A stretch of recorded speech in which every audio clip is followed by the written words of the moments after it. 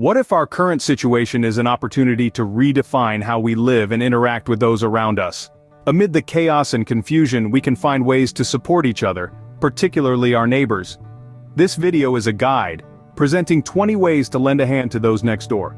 It's about transforming our personal hells into shared heavens. So, let's jump in, explore these 20 paths together, and remember, every small act of kindness can make a significant impact. First and foremost, start by simply checking on them. This is the first step in helping our neighbors in these challenging times. Checking in doesn't have to be a grand gesture. A simple knock on the door or a text message can be enough. It's about showing that you care, that you're there, and that they're not alone. This small act can make a world of difference to someone who might be feeling isolated or overwhelmed. Secondly, consider offering to buy groceries for your neighbors. With the ongoing global situation, going out to buy essentials can be a daunting task for some, especially for the elderly or those with underlying health conditions. By offering to pick up groceries, you're not only helping them get the essentials they need, but also ensuring they stay safe and healthy. Thirdly, sharing meals can be a great way to help out. This could mean cooking a little extra when you're making dinner and dropping off a portion at your neighbor's doorstep. It's a small gesture that goes a long way in fostering a sense of community and togetherness. Plus, it can be a welcome relief for someone who's finding it hard to muster the energy or resources to cook a meal. Finally, lend a hand in yard work. Many of us have gardens or yards that require regular maintenance. For some of our neighbors, particularly the elderly or those with physical limitations, this can be a challenging task. Offering to mow the lawn, trim the hedges, or even just help with a bit of weeding can be a huge help. It's about more than just the physical labor. It's about showing kindness and solidarity in these trying times. These initial 4 ways are about basic needs and creating a sense of community. They remind us that we're all in this together, and that by reaching out to help our neighbors, we're not only supporting them, but also strengthening our community as a whole. Moving on, the 5th way to help your neighbor is by offering to help with childcare. We all know that raising kids is no easy task. It's a full-time job that doesn't allow for sick days or time off. Why not offer a hand to your neighbor? Perhaps you can take their kids to the park one afternoon or babysit for a couple of hours so they can run errands or just take a breather. This act of kindness not only helps to lighten their load but also builds a sense of community and camaraderie. The 6th way to support your neighborhood is by setting up a neighborhood watch. Now, this isn't about spying on each other or fostering a culture of suspicion. It's about looking out for each other's safety and well-being. By setting up a neighborhood watch, you're fostering a sense of community vigilance where everyone is invested in ensuring the safety of their neighbors. This can be as simple as keeping an eye out for any suspicious activity and reporting it to the proper authorities. Next, we have the 7th way, helping with home repairs. Not everyone is handy with a toolbox, and some tasks can be daunting for those who aren't. If you're good at fixing things, why not offer your skills to your neighbors? Perhaps they have a leaky faucet or a broken fence that they've been meaning to fix. Offering to help out not only solves a problem for them but also fosters a sense of community and mutual aid. Finally, the 8th way to help your neighbor is by sharing useful information. This can be as simple as letting them know about a local sale or as crucial as warning them about a potential scam. In this age of information overload, it can be easy to miss out on important local news. By sharing useful information, you're helping your neighbors stay informed and safe. These are ways that foster safety and trust within our neighborhoods. The 9th way to help your neighbor is by organizing community activities. Now, this might sound like a lot of work, but it doesn't have to be. It can be as simple as setting up a weekly potluck dinner or planning a neighborhood yard sale. Community activities create a platform for neighbors to connect and collaborate, fostering a sense of unity and camaraderie. They also provide an opportunity to share resources, skills, and experiences. So, take the initiative. You'd be surprised at how a simple neighborhood barbecue can bring people together and create lasting bonds. Following closely is the 10th way, creating a neighborhood book club. We all have books that we've read and loved, so why not share them with your neighbors? A book club is a fantastic way to stimulate intellectual discussions and share different perspectives. It can also serve as a regular social gathering, something to look forward to each month.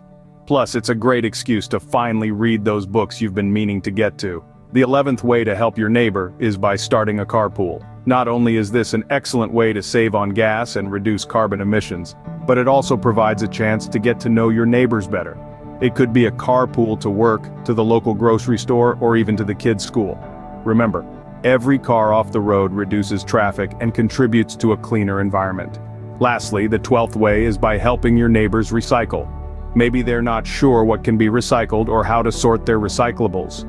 You could offer to show them or even suggest setting up a neighborhood recycling program. This not only helps your neighbors, but also contributes to a healthier planet.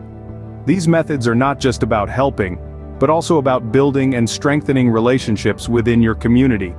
Each one of these ways encourages collaboration, promotes a sense of shared responsibility, and fosters deeper connections amongst neighbors. So, let's step out of our comfort zones and start making a difference in our communities today. The 13th way is by supporting their small businesses.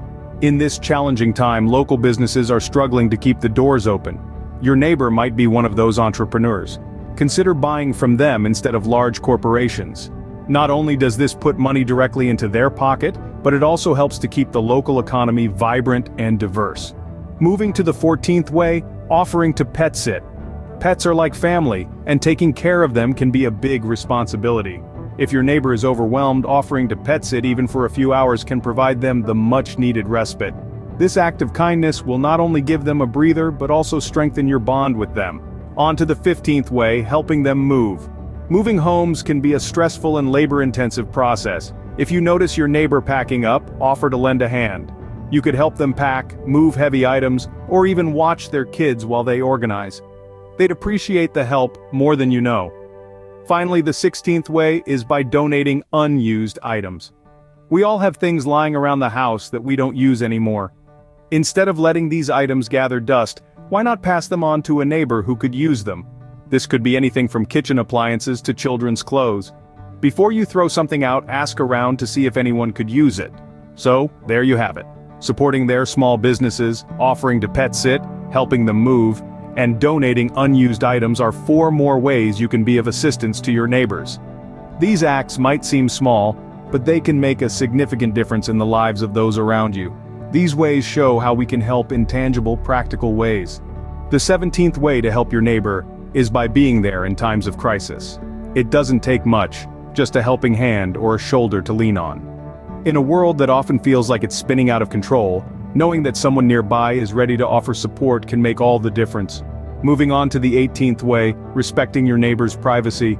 We all have our own lives, our joys and troubles, our dreams and disappointments. Respecting your neighbor's privacy means understanding that their life is their own, and while you are there to support and help, you are not there to intrude. The 19th way to help your neighbor is by being a good listener. Listening is an act of kindness that says, "I value your thoughts and feelings." It's about more than just hearing words, it's about understanding, empathy, and connection. And the 20th way, perhaps the most important, is by simply being a kind and considerate neighbor. Kindness doesn't need to be grand gestures or heroic deeds. It can be as simple as a smile, a kind word, or an offer to help with groceries. In a world that can sometimes feel like a raging inferno, these little acts of kindness are like drops of water, cooling, soothing, and healing. In conclusion, these may seem like small things, but they add up. They weave a fabric of community, of care, of compassion. And in times like these, that's exactly what we need. Remember, it all starts with you. So, we've gone through 20 ways to help your neighbor. From lending a helping hand in their garden, to sharing a meal, or even just having a friendly chat over the fence. These are simple yet meaningful actions that can make a world of difference in someone's day. It's essential we remember the importance of community and the power of helping each other, especially in these challenging times. Remember, the strength of our community lies in our care for each other. So, let's make the most of our current situation and use it as an opportunity to build stronger, more caring neighborhoods.